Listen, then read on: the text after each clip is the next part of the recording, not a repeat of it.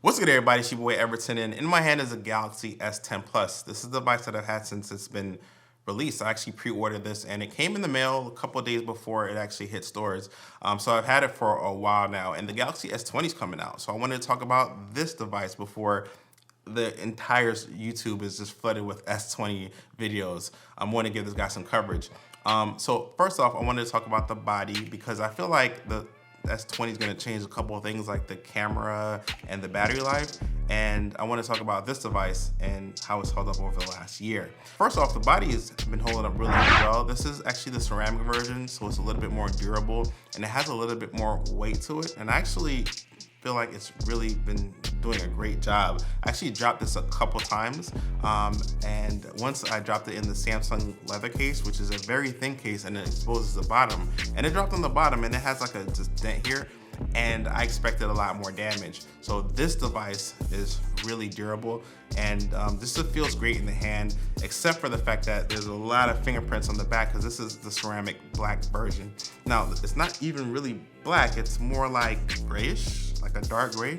I actually like the color, it's just that you have to kind of rub it off all the time. The device has held up really well as far as the screen. I haven't used a screen protector on this device, and it doesn't have any micro scratches. I don't like to use screen protectors for the most part because I film the device. I'm gonna trade it back in, so I'm not really worried about having it for 2, 3, 4 years. Usually I have it for about 8 months to a year, so yeah.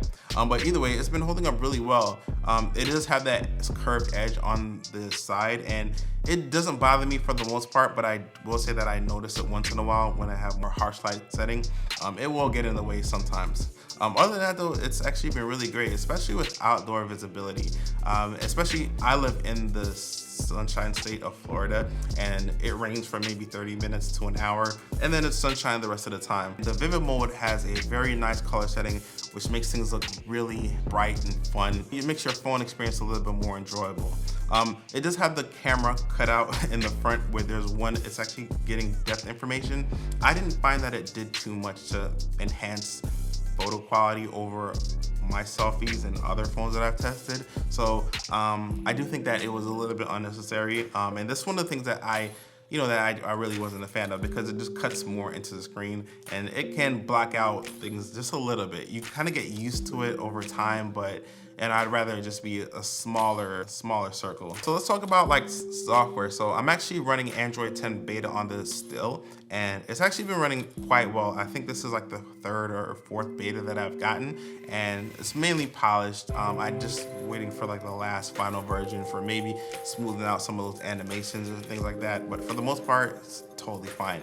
WinUI 2.0 is great. And it made a couple enhancements with folders and digital well-being, but for the most part, it's just giving us the features that Android 10 was supposed to bring. So we also have screen recorded native on here, and I don't know, I just feel like this software's been holding up well. It hasn't been slowing down, no stutter issues. I mean, I'm just really pleased with like the performance and the aesthetics of it, so I'm very happy with that. One thing that I will say that kind of annoys me about this is that Samsung not only competes with like iPhones that we're aware of, but they also compete with like Android. So because they make a second version of everything that's available on Android from Google, which I don't mind, that's not my issue. But one thing is that they sometimes limit some little subtle things, like the calendar app for Google Calendar is a dynamic icon, and it changes to show you the date, and it doesn't allow that on the stock launcher that comes on this. It always shows like the 31st, and that kind of annoyed me because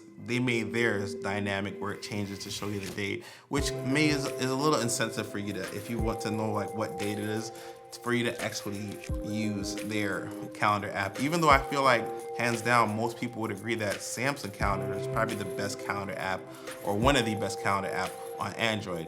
So I didn't like the fact that they did that, but it's just a little bit annoying. Or everything else, I'm thoroughly happy with the experience, how it's been holding up, and just the overall performance. But I do want to talk about battery life. I've been a person who's always struggled with battery life because for some reason, and I have T-Mobile and that goes into the battery life, I didn't have really good reception in my building where I worked. So like majority of the day, there's extra resources trying to find a better signal or a signal at all. So my battery life would go down a lot. I think with their 5G, they must have did something because I have like really good service in the same exact area, and it's been holding up really well. So battery life has never been an issue for me. In fact, I only charge my device right before I actually leave work, and I don't charge it again until I go back to work the next day. So I mean, I really had a ton of confidence in this device. The battery life lasts me all day, and I don't have to babysit it. Now, I'm not pushing it to its limits, so I will say that. Like, I'm not pushing it, I'm not pounding it or anything like that. I'm just using it normally on bright settings, batteries, no saving options, just using it as a normal person would, watching YouTube videos, listening to Spotify really all day, and podcasts and things like that. Maybe gaming for like 15, 20 minutes a day. But for the most part, I mean, I'm just texting and, doing my thing. So for overall, I'm very happy with the battery life. Now, I haven't used all the features that they have shipped with the device, like the reverse wireless charging. A lot of people who have like a companion device, maybe like the earbuds or like the smartwatch, I see that can be really helpful. I haven't used it except for like during the review period. That's just Samsung's way of like giving us things and competing with their counterparts, right? Well, so let's talk about the cameras. Now, I will say this, that the camera lens game on this phone is awesome. I love the fact that they give us the 3 cameras, the standard wide, a telephoto lens for 2 times, and also an ultra wide. And I think that that's amazing. But what I would like to happen is for them to actually step up their processing game for skin tones and things like that. Believe it or not, I mean, this phone takes excellent photos outdoors, and I love it for statues and things that are stationary that do not move, buildings, cars, things like that. But the shutter speed is really low on this, so it blurs a lot of things. I also would like them to step up their night mode photography. It's not that they were so bad, it's just that competition has stepped up theirs so much so that, well, they've kind of are seen as being left behind, at least in my opinion. Not severely left behind, but I do wish that they would step up their game for like skin tones and taking pictures of people. And I don't always have confidence that this device will take pictures. Skin tone, great. Everything else is fine though. I wish it would be like a skin tone mode. One thing I do want to talk about is like where Samsung's kind of headed.